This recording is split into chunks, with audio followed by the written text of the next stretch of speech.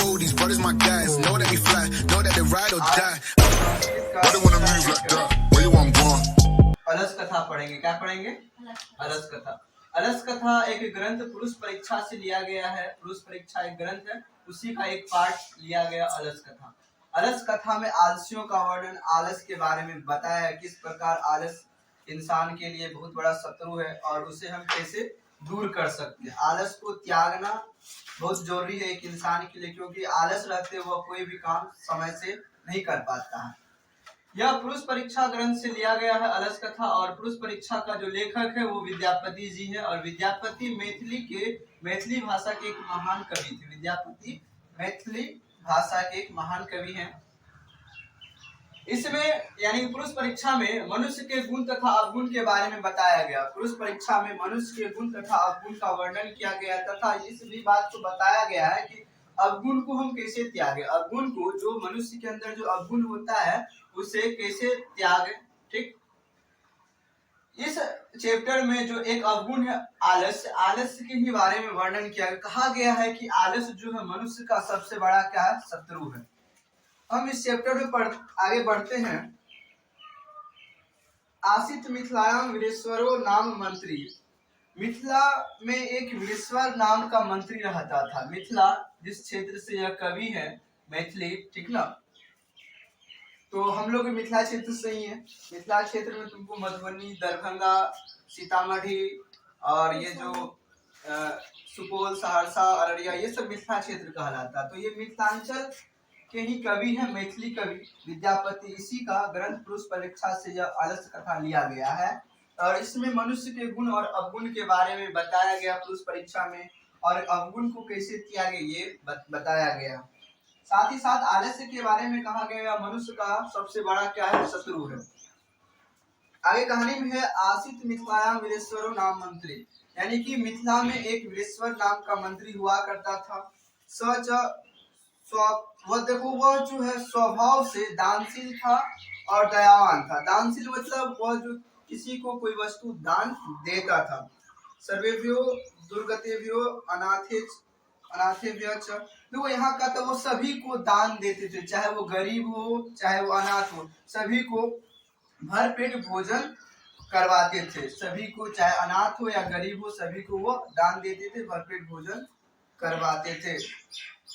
तमध्य अलसोभ्य, ठीक ना, उसी में आलसी लोग भी, वो भी जो है भरपेट भोजन करते थे, यहाँ से कपड़ा उपड़ा ले जाते थे। यानी कि आलसियों को भी कपड़ा दान करते थे और भोजन दान करते थे। कौन? वीरेश्वर नाम का मंत्री। यह कहाँ का मंत्री था? मिथिला का मंत्री था। यत निर्गतिनाम च सर्वेश आलसम प्रथमो मत किंचिन क्षमते कर्तु जठराग्नि अपि वही नाम। देखो यहाँ कहा गया है कि जो आलसी लोग होते हैं, जो अकर्मिक लोग होते हैं, जो काम नहीं करना चाहते हैं, वो भूखे रह लेंगे लेकिन परिश्रम नहीं करेंगे, मेहनत नहीं करना चाहेंगे। भूखे, पेट में भूखा है, ठीक ना, फिर भी वो परिश्रम नहीं करना चाहिए, इतना वो लोग आलसी होता। तत अलसा पुरुषाणाम तथ्रेष्ठ लाभम श्रुत्वा, देखो वहां क्या हुआ, यह बात सुन करके कि वह मंत्री जो है आलसियों को या गरीबों को, अनाथों को जो भरपेट भोजन या वस्त्र दान करते थे, यह सुन करके सभी आलसी लोग, ठीक ना, यह सुन करके बहुत सारे आलसी लोग जो है गए कहाँ पे, वह लाभ प्राप्त करने। यहाँ कहा गया इस स्थिति शोकर्य मूला ही सर्वेशामपि सहन्ते स जातिनाम सुखम दृष्ट्वा के न धावंती जंतवा। यहाँ कहा गया है कि सुख देख करके सभी लोग, यानी फ्री का चीज देख करके, ठीक ना, फ्री का चीज मिला, सभी लोग दौड़ गए। तो ये चीज सुन करके आलसी लोग जो है ना, ये क्या किए, जाने लगे मंत्री के पास जाने लगे, क्योंकि वहां उसे भरपेट भोजन और वस्त्र मिलता था।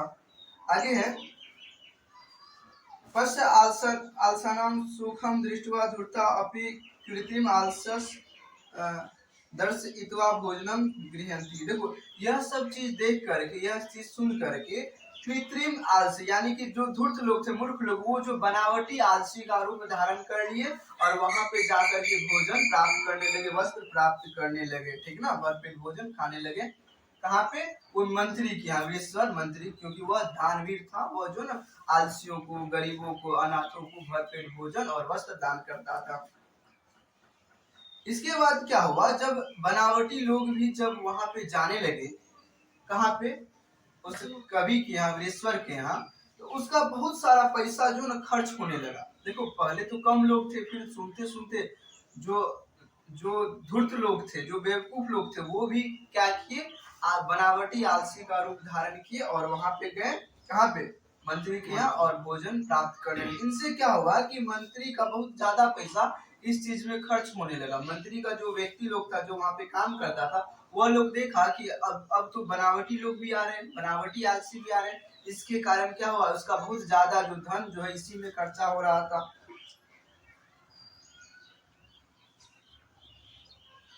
योगी पुरुष से प्रामनिष्ठ, देखो तब वहां के योगी पुरुष जो थे, जो काम करने वाले लोग थे, वह जो है एक परामर्श यानी कि विचार किया कि क्यों ना इस चीज का, यानी कि ये जो स्वामी का, यानी कि वीरेश्वर का जो इतना जो पैसा खर्चा हो रहा है, क्यों ना हम आलसियों का परीक्षा ले, ठीक है, उसका जांच ले, ताकि जो सही लोग होगा उसको हम दान देंगे, जो नहीं होगा उसको नहीं देंगे। ठीक, तो इसके लिए सब कोई परामर्श किया। यति भवति तद आलस पुरुषाणाम परीक्षाम कुरुम इति, देखो वही बात कहा गया है कि जो आलसियों को पहचानने के लिए एक उनसे परीक्षा लिया गया और कहा गया, परामर्श किया गया। प्रसुप्तेषु यानी कि सोए हुए ही, अलस शालायाम यानी कि आलसियों का जो घर है जहाँ वो लोग रहता था, तो उसमें अग्नि दापित्वा यानी कि उसमें जो है ना आग लगा देना है। कि जब आलसी सब सोया रहेगा, सभी लोग जब सोया रहेगा, सोए हुए ही उस घर में क्या लगा देना है, आग लगा देना है।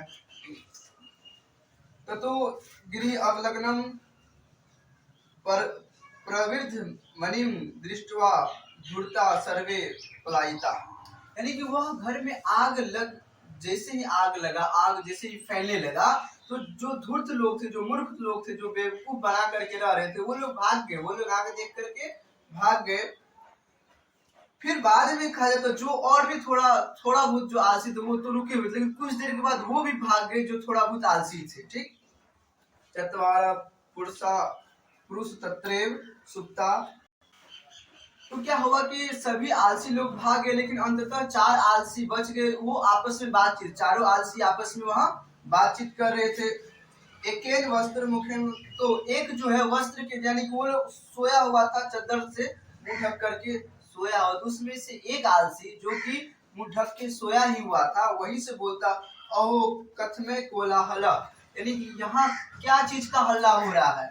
मतलब वो जो है ना चादर ओढ़े ही, तो चारों आपस में बात कर रहा, पहला वाला बोलता है यहाँ क्या चीज का हल्ला हो रहा है। तो द्वितीय वक्तम यानी कि दूसरा बोलता है कि लगता है कि इस घर में आग लग गया। दूसरा क्या बोलता है, लगता है कि इस घर में आग लग गया।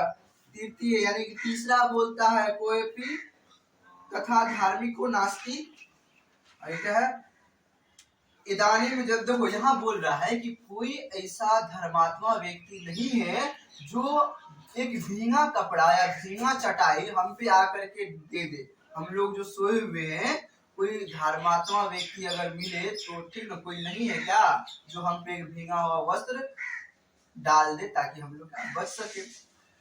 फिर यही ये सब का बात सुनते चौथा बोलता है, अरे वाचारा, अरे मतलब कितना बोलते हो तुम लोग, ठीक ना, ऐसे बोला। कति वचनानी वक्तु, मतलब वो बताए, अरे वाचाल यानी कि वाचाल मतलब उसको कहते जो ज्यादा बोलता है, यानी कहता है कि अरे चुपचाप रहो, चुपचाप आराम करने दो, ठीक ना, काहे इतना तुम लोग बड़ा बड़ा बोले जा रहे हो। फिर देखो जब पुरुष परीक्षा में यानी कि आलसियों का जब परीक्षा ले रहा था, तो यो सभी आलसी भाग गए, मात्र 4 आलसी बचा। 4 आलसी में पहला क्या बोलता है, अरे क्या चीज का हल्ला हो रहा है रे इधर। दूसरा बोलता लागे चुरी घर में आग लग गए, ठीक ना। दूसरा क्या बोलता, लगता है इस घर में क्या लग गया, आग लग गया। तीसरा बोलता क्या बोलता, कोई धर्मात्मा व्यक्ति नहीं है क्या जो हम पे एक भींगा हुआ चादर या चादर दे दे। चौथा बोलता, अरे चुप, अच्छे बोल भी, आराम से सुतल दे हमरा, ठीक ना। तो इस प्रकार का ये लोग आलसी था। हाँ, यही बात जो मंत्री और मंत्री के जो लोग थे बाहर से देख सुन रहे थे ये चारों का बात, ठीक ना। तब जब लगा कि अब ये लोग जल जाएगा तो वो लोग बिना देर किए अंदर गए। कौन? योगी पुरुष, यानी कि जो उसका पुरुष, ये मंत्री के जो लोग थे। तो यानी कहता है कि अरे चुपचाप रहो, चुपचाप आराम करने दो, ठीक है ना, इतना तुम लोग बड़ा बड़ा बोले जा रहे हो। फिर देखो, जब पुरुष परीक्षा में यानी कि ये आलसियों का जब परीक्षा ले रहा था तो यो सभी आलसी भाग गए, सभी आलसी भाग गए, मात्र 4 आलसी बचा। 4 आलसी में पहला क्या बोलता है, अरे क्या चीज का हल्ला हो रहा है रे इधर। दूसरा बोलता लागे चुरी घर में आग लग गए, ठीक ना। दूसरा क्या बोलता, लगता है इस घर में क्या लग गया, आग लग गया। तीसरा बोलता क्या बोलता, कोई धर्मात्मा व्यक्ति नहीं है क्या जो हम पे एक भीगा हुआ चद्दर या चादर दे दे। चौथा बोलता अरे चुप, अच्छे बोल भी, आराम से सुतल दे हमरा, ठीक ना। तो इस प्रकार का ये लोग आलसी था। हाँ, यही बात जो मंत्री और मंत्री के जो लोग थे बाहर से देख सुन रहे थे ये चारों का बात, ठीक ना। तब जब लगा कि अब ये लोग जल जाएगा तो वो लोग बिना देर किए अंदर गए। कौन? योगी पुरुष, यानी कि जो उसका पुरुष, ये मंत्री के जो लोग थे जो वहां पे थे वो वहां गए और उस चारों को बाल समेत घसीट करके बाहर लाए, उसको बचाए। देखो, आलसी जो सब ढोंगी था बस यही 4 मेन आलसी था, ठीक ना। पुरुष परीक्षा यानी कि जो आग लगाकर ये लोग पता कर लिया। जो आलसी ने तो भाग गया, जो आलसी सब था तो सुतल था, पड़ल था, बातचीत कर रहा था आगों में, ठीक ना। यहाँ एक लिखा है, पतिरेव गति स्त्रीणाम बालनाम जननी गति, यानी कि देखो स्त्री का जो रक्षा करने वाला होता है पति होता। कौन होता? स्त्री का देखभाल करने वाला, रक्षा करने वाला पति होता है। बालनाम जननी गति, बालक का रक्षा करने, देखभाल करने वाले बच्चों का उसकी माँ होती है। आलसानाम गति, जो हाँ वही बात आगे बोला, आलसियों का, ठीक ना, जिसका कोई नहीं देखने वाला, उनका जो है रक्षक है, उसका देखभाल करने के लिए कारुणिक, यानी कि जो दयावान व्यक्ति होते, जो धर्मात्मा व्यक्ति होते, वही इनका रक्षा करते, वही इनका देखभाल करते हैं।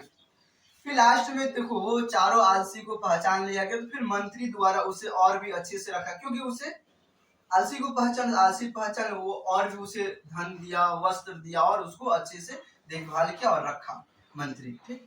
ये कहानी में सिर्फ ये 4 आलसियों का कहानी इसमें बताया गया कि आलस होना वो सही नहीं है। आलस मनुष्य का सबसे बड़ा क्या है, शत्रु है, इसे त्याग ही देना चाहिए। क्योंकि आलस रहते हुए कोई व्यक्ति सही से काम नहीं कर पाता, सोचता आज करेंगे कल करेंगे, इस प्रकार से उसका काम नहीं हो पाता है, ठीक ना। और लोग जो आलस नहीं करते हैं, ठीक ना, वो समय अपना काम करते हैं, दूसरों से आगे बढ़ जाते हैं, और आलस व्यक्ति हमेशा सोचते ही रह जाता है। तो आलस कथा जो है किस ग्रंथ से लिया गया, पुरुष परीक्षा से। किससे लिया गया? पुरुष परीक्षा। इसका लेखक कौन था? विद्यापति। और विद्यापति किस भाषा के थे? कवि मैथिली। अच्छा, पुरुष परीक्षा में क्या मनुष्य के गुण और अवगुण के बारे में